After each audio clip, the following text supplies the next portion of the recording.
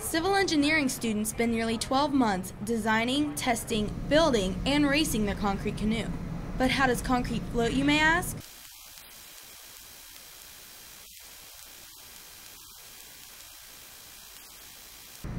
The months of preparation preface the annual American Society of Civil Engineers Concrete Canoe Competition.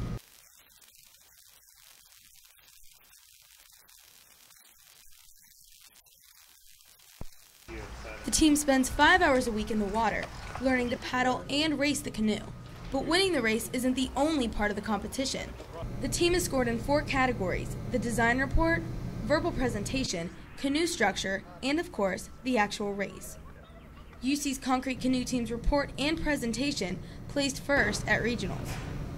So how will UC's team measure up at nationals?